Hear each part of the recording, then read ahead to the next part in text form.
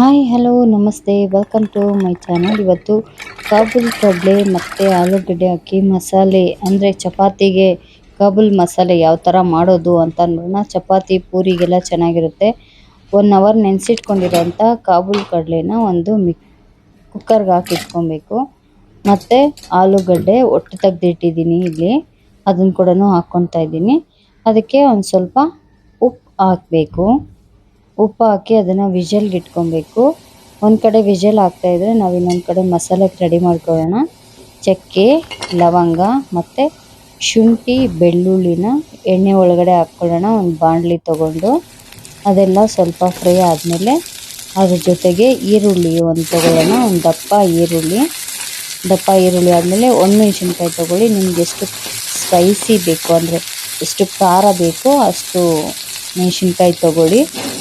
ಕ್ಲೀನಾಗಿ ಎಲ್ಲ ಫ್ರೈ ಮಾಡ್ಕೊಬೇಕು. ಅದನ್ನು ಕೂಡ ಅದೆಲ್ಲ ಆದಮೇಲೆ ಎಲ್ಲ ಗೋಲ್ಡನ್ ಬ್ರೌನ್ ಆದಮೇಲೆ ಮತ್ತು ಟೊಮೆಟೊನೂ ಅಷ್ಟೇ ದಪ್ಪ ಟೊಮೆಟೊ ಒಂದು ತೊಗೊಂಡಿದ್ದೀನಿ ಅಷ್ಟೇ ನಾನಿಲ್ಲಿ. ಜಾಸ್ತಿ ಗ್ರೇವಿ ಬೇಕು ಅಂದರೆ ಜಾಸ್ತಿ ಹಾಕ್ಕೊಳ್ಳಿ. ಮತ್ತು ಕೊಬ್ಬರಿ ನೀವು ಹಳೆದೆಲ್ಲ ಹಾಕೋಕೆ ಹೋಗ್ಬಿಡಿ, ಹೊಸ್ದಾಗಿ ಚೆನ್ನಾಗಿರೋದು ಕೊಬ್ಬರಿ ಹಾಕ್ಬಿಡಿ. ತುಂಬ ಟೇಸ್ಟ್ ಅಂತೂ ಸಖತ್ತಾಗಿರುತ್ತೆ. ಮತ್ತು ಕೊತ್ತಂಬರಿ ಸೊಪ್ಪು ಲಾಸ್ಟಲ್ಲಿ ಹಾಕ್ಕೊಂಡು ಕ್ಲೀನಾಗಿ ಮಿಕ್ಸ್ ಮಾಡಿ ಇಟ್ಕೊಬೇಕು. ಮತ್ತು ಮಿಕ್ಸಿ ಎಲ್ಲ ಆರಿದಾದಮೇಲೆ ಅಂದರೆ ಮಿಕ್ಸಿಗೆ ಹಾಕುವಂಥದ್ದು ಆರಿದಾದಮೇಲೆ ನೋಡಿರಿ, ಕಾಬೂಲ್ ಕಡಲೆ ಕೂಡ ವಿಷಲ್ ಬಂದುಬಿಡ್ತು. ಒಂದು ವಿಷಲ್ ಸಾಕು, ಯಾಕಂದರೆ ಊರಿದೆ ಅಲ್ವಾ, ಹಾಗಾಗಿ ಇದನ್ನು ಮಿಕ್ಸಿಗೆ ಹಾಕೊಳ್ಳೋಣ. ಒಂದು 2 ಸ್ಪೂನ್ ಹಾಕ್ಕೊಂಡ್ರೆ ಸಾಕು ನೀವು ಕಾಬೂಲ್ ಕಡಲೆನ, ಯಾಕಂದರೆ ಗ್ರೇವಿ ತಿಕ್ನೆಸ್ ಬರುತ್ತೆ, ಅಂದರೆ ಮಂದ ಆಗುತ್ತೆ ಮತ್ತು ಟೇಸ್ಟ್ ಕೂಡ ಚೆನ್ನಾಗಿರುತ್ತೆ, ಅದ್ರ ಫ್ಲೇವರ್ ಇರುತ್ತೆ ಅಂತ. ನೆಕ್ಸ್ಟು ಈ ಮಸಾಲೆ ಫ್ರೈ ಮಾಡ್ಕೊಂಡಿದ್ವಲ್ಲ ಮಿಕ್ಸಿಗೆ ಹಾಕೋದು, ಅದೇ ಬಾಣಲಿಗೆ ಮತ್ತೆ ಒಂದು 2-3 ಸ್ಪೂನ್ ಎಣ್ಣೆ ಹಾಕ್ಕೊಂಡು ಸಾಸಿವೆ ಹಾಕ್ಕೊಂಡು ಮತ್ತು ಕರಿಬೇವಿನ ಸೊಪ್ಪು, ಒಣಮೆಣಸಿನ್ಕಾಯಿ ಮತ್ತು ಸ್ವಲ್ಪ ಕಸ್ತೂರಿ ಮೇಥಿ ಹಾಕ್ಕೊತಾ ಇದ್ದೀನಿ ನಾನಿಲ್ಲಿ. ಮತ್ತು ನೋಡಿ, ಇಲ್ಲಿ ಗ್ರೈಂಡ್ ಮಾಡ್ಕೊಂಡಿರೋಂಥದ್ದನ್ನು ಮಸಾಲೆನ ಎಣ್ಣೆ ಒಳಗಡೆ ಹಾಕ್ಕೊಬೇಕು.